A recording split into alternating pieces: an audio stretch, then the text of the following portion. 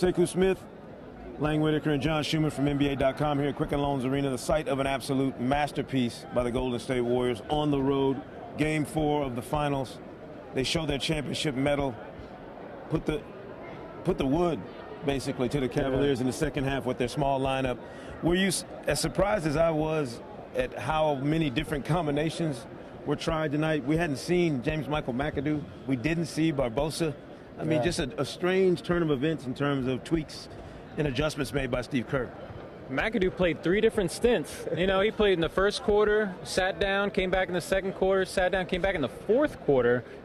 Fourth quarter minutes for James Michael McAdoo, a surprise, but he's sort of another guy that can play in small ball lineups, and small ball has been the key for the Warriors. They've been much better, especially offensively, playing small, either Draymond Green or I guess McAdoo at center. And that's been the key, I think, throughout this whole series. Andrew Bogut's 10 minutes tonight were the fewest he's played all series. Anderson Varejao was out there for about 4 minutes, but it was mostly small ball and mostly offense. The 108 points was a lot because it was a really slow-paced game. This was less than 90 possessions for each team in the game, so it was a really huge offensive game. 4 minutes, he had 3 offensive rebounds.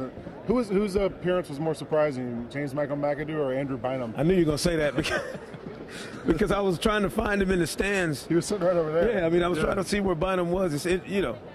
Ben Wallace is here. I mean, it's interesting that the people that come out for finals games. Did this feel like the air came out of the building a little bit in the second half for Cleveland in terms of they had their crowd rocking and rolling early, Lang, and then when the Warriors, specifically the Splash Brothers, started splashing, it seemed like the crowd realized what was happening. We talked about it after Game 3. It felt like the Warriors kind of had the Thunder blueprint put on them again. They had the paint taken away from them and out-rebounded by 20 in that last game. And then tonight it evened out. Even though at the beginning of the game, Tristan Thompson was so good in that first quarter, he had to get 5 offensive rebounds in the first quarter, and then he kind of got on the bench for a while and didn't play for a while, and they kind of fell out of that rotation. I felt like they finished with 20 points in the fourth quarter. Yeah. The offense kind of devolved into what it had been those first couple games, and I just felt like the Cavs kind of lost their mojo again. They had a LeBron tip dunk early in the fourth that put them up 2. I think they scored 3 points on their next 11 or 12 possessions after that. LeBron missed 2 jumpers right after they got blocked by Draymond. And speaking of the offensive rebounds, the Warriors started offensive rebounding. They finished with a higher offensive rebounding percentage than the Cavs did. They may have one less, but they had fewer missed shots. So they actually had a higher offensive rebounding percentage than Cleveland did by the end of the game. Iguodala had a couple big ones late in the fourth that turned into second chance points, and that was huge. Someone told me in Game 3 it was the Warriors, the most second chance points they'd given up in 9 years. Wow. And then tonight it ends up being closer. They were down by 6 in that. So. Can we literally lay it down, shovel dirt on this whole conversation about Steph Curry not being an MVP?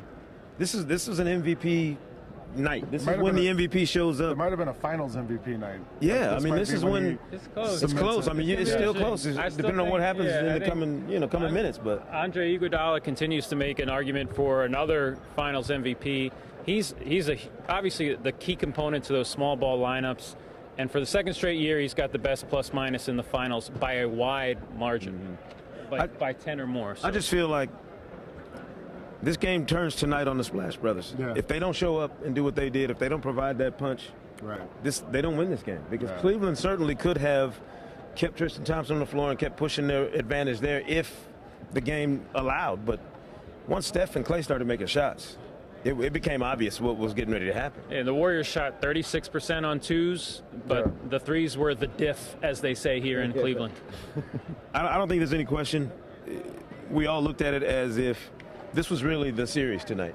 If Cleveland tied it up, we go back to the West Coast, and that is technically the West Coast when we go that far. This is not the East Coast, just for anybody keeping score. Our friend Jay Adonde from ESPN. Yeah, he found out. This is the Midwest, Jay. But to me, this was the series. I mean, because now the Warriors have a chance to do what they didn't do last year, and that's close the series out at Oracle. At home. It's going to be bonkers. I mean, it's going to be unbelievable, the atmosphere there. And it was great here. But they got a chance to finish it the right way in front of their home fans, and I can't imagine they're going to have any sort of emotional letdown in a game Well, like look, that. you guys have fun out there. All right, I'm going home. I'm going home tomorrow. I've had a long run. I think we've eaten our last Cleveland banh mi of 2016. Let's pour some out for the Faux-Thang Cafe. We might have to walk past the Faux-Thang tonight and wave goodbye, even though they're closed.